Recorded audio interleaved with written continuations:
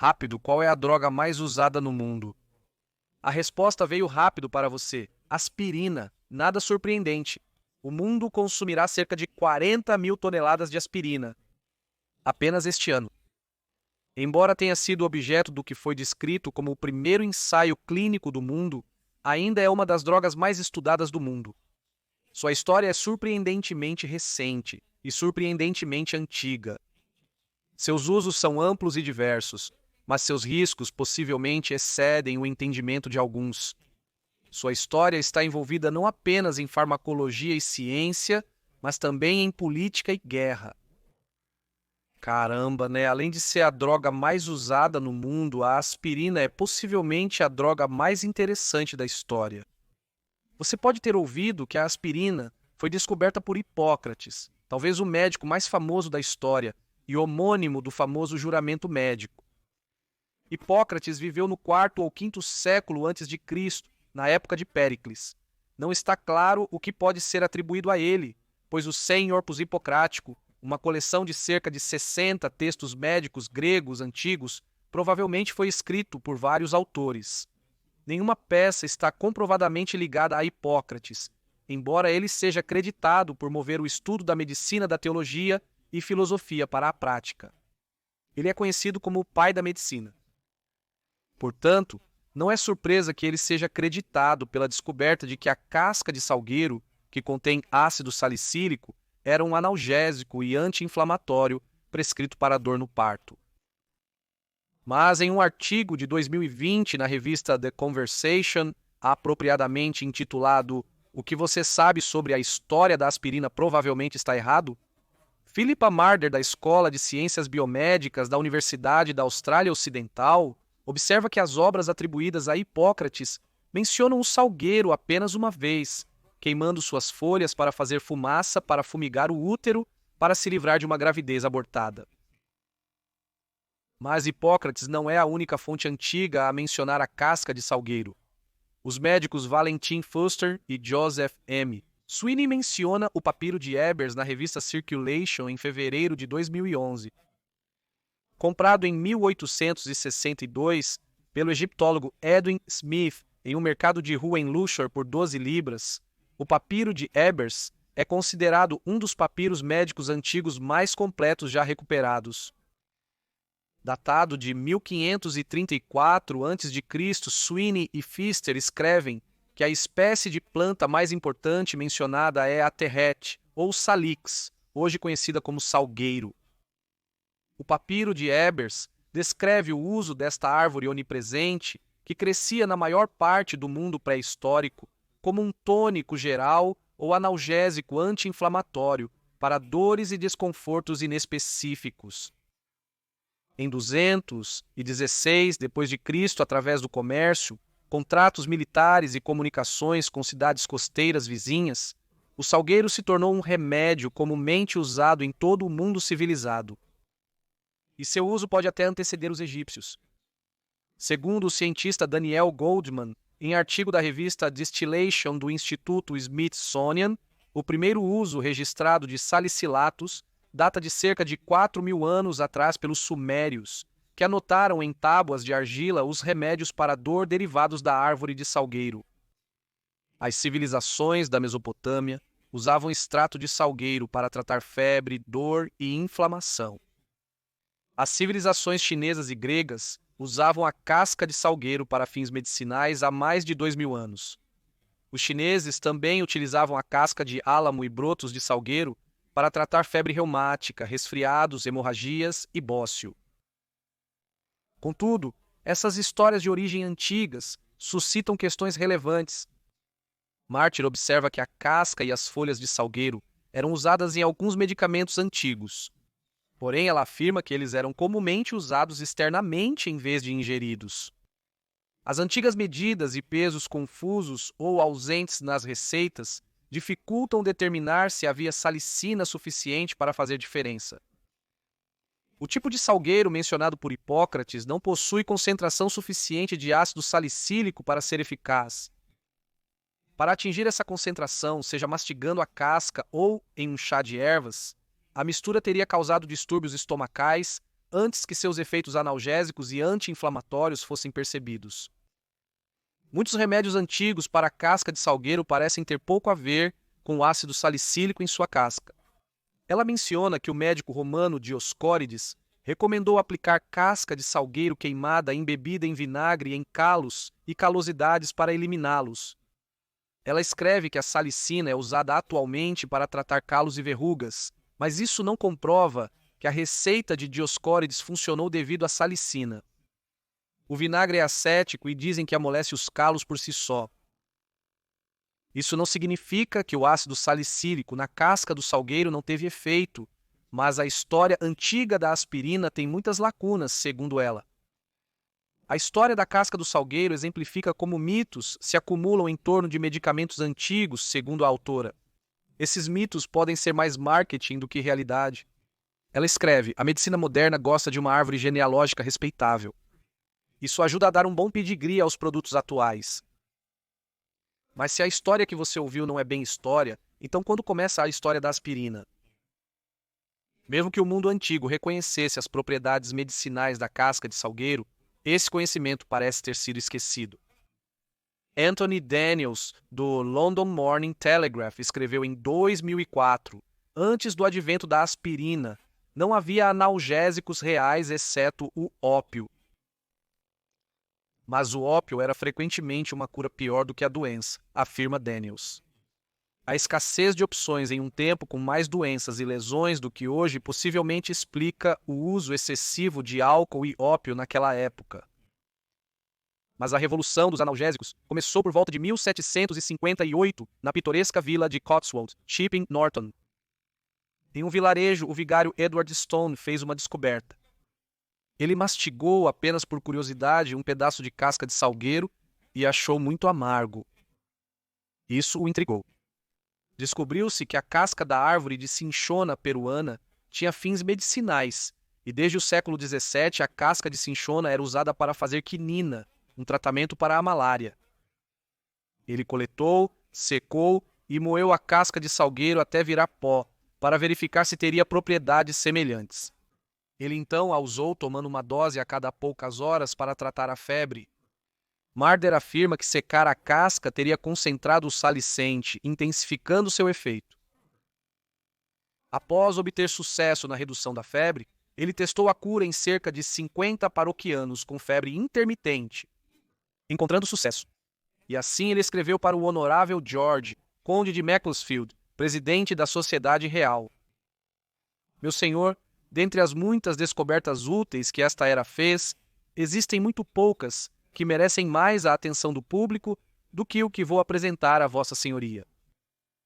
Há uma casca de árvore inglesa que descobri por experiência ser um poderoso adstringente, muito eficaz na cura de calafrios e distúrbios intermitentes.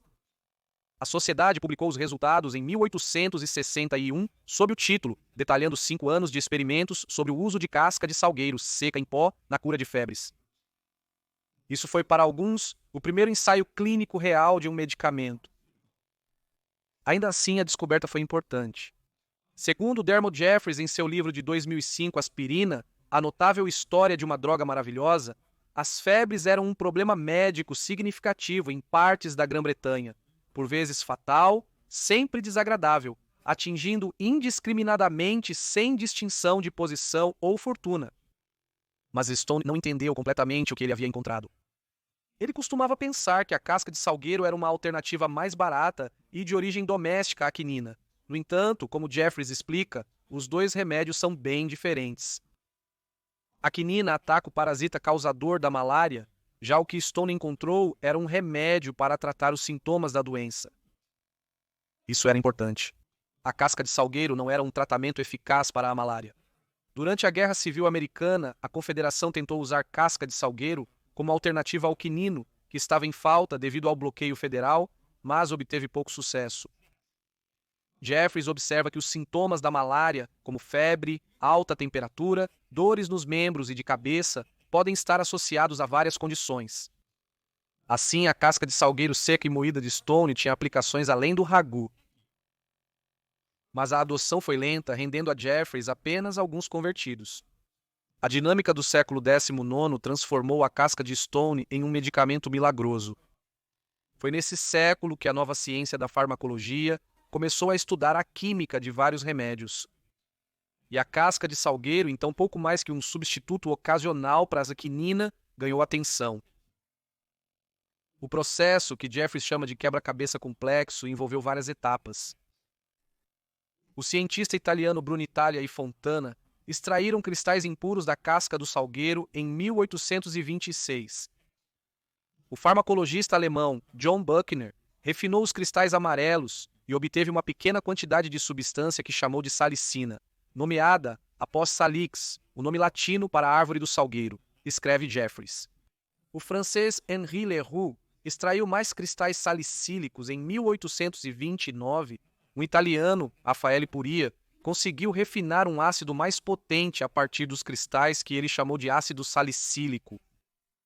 Enquanto isso, o boticário suíço John Pagenstacker estava estudando a planta Spirea, comumente chamada de farinha de Ulmária, que ele acreditava oferecer um remédio para a dor de dente, fervendo a farinha em um líquido de cheiro doce que ele usava para tratar a dor. Ele publicou um artigo pouco notado em uma revista suíça em 1830, que foi encontrado pelo químico alemão Carl Jacob Loeg. Loeg isolou um ácido na substância, descobrindo ser um remédio eficaz para febre e dor. Ele nomeou a substância Spizira, em homenagem à planta Spirea. Seu nome é derivado do grego spirea, que significa espiral. Só ao descobrir quando o trabalho de Pereira foi publicado é que ele percebeu que a substância que extraiu da casca do salgueiro era o ácido salicílico, já conhecido. Em 1876, o médico escocês Thomas McLachlan determinou que a salicina era um tratamento eficaz para o reumatismo agudo. Mas havia um problema. A escritora de ciências Kat Eschner explicou na revista Smithsonian em 2017.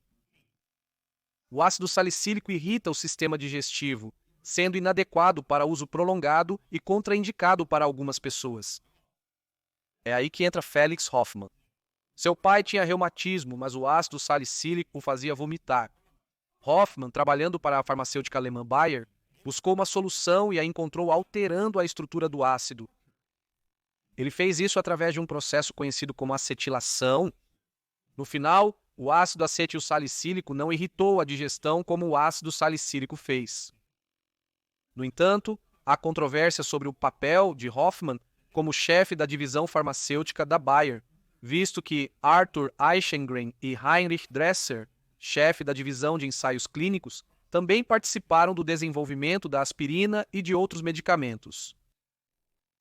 O autor de ciências Gerald Clark escreve no site PharmaIQ em 2013 como o ácido existe como ácido acetilsalicílico.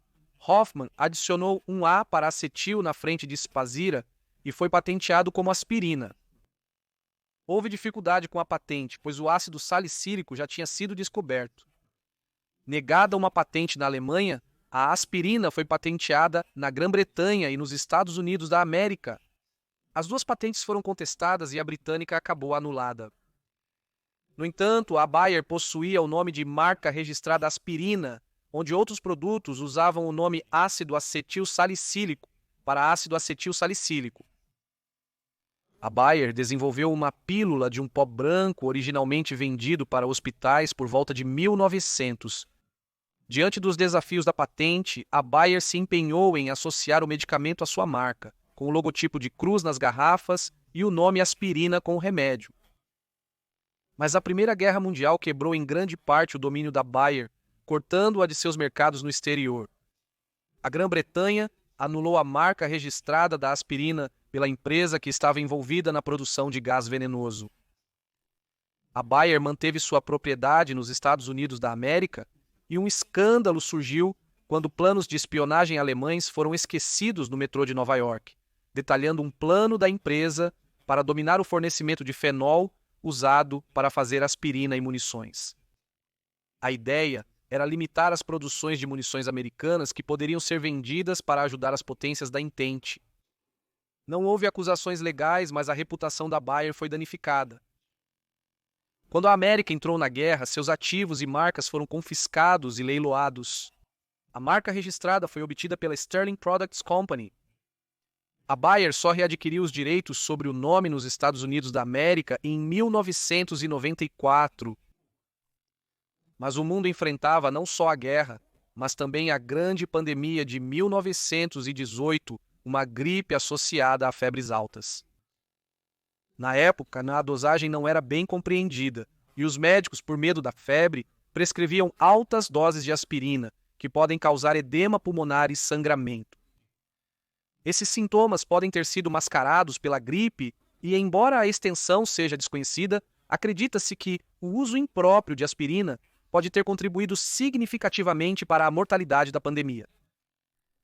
Com o tempo, a aspirina enfrentou uma crescente concorrência de alternativas, como o ibuprofeno, descoberto em 1961, e o acetaminofeno, que, apesar de sintetizado pela primeira vez em 1878, só obteve aceitação generalizada na década de 50. Até meados do século, a aspirina ainda era o rei indiscutível entre os analgésicos e um dos medicamentos mais usados no mundo. Surpreendentemente, não estava claro como a aspirina funcionava. O farmacologista britânico John Vane e a estudante de pós-graduação Priscilla Piper descobriram que a aspirina inibe uma enzima específica, interrompendo a produção de uma substância natural que causa febre, dor e inchaço. Vane recebeu um prêmio Nobel pela descoberta em 1982. A descoberta revelou que o mecanismo que reduz dor e inflamação também inibe a formação de coágulos sanguíneos. Esses efeitos antitrombóticos levaram ao uso de aspirina para tratar e prevenir infarto do miocárdio e acidentes vasculares cerebrais. Tantos quanto 29 milhões de americanos agora tomam uma dose diária de aspirina. O medicamento mais usado no mundo hoje trata mais de 50 sintomas diferentes e até inibe o crescimento de 11 tipos de câncer. Ele tem tantas aplicações que, apesar de sua idade, ainda está sendo constantemente estudado. Cerca de 3.500 artigos serão publicados sobre aspirina em revistas médicas a cada ano. Mesmo sua forma não aspirina, o ácido salicílico, é comumente usado como um gel, que é usado como esfoliante e para prevenir a acne. Apesar dos benefícios da aspirina, existem riscos associados a ela. Como está presente em muitos produtos, é provável que você esteja ingerindo doses sem saber. E então, droga, Jimmy, eu sou um historiador, não um médico. Não aceite conselhos farmacêuticos de mim. Consulte o seu médico.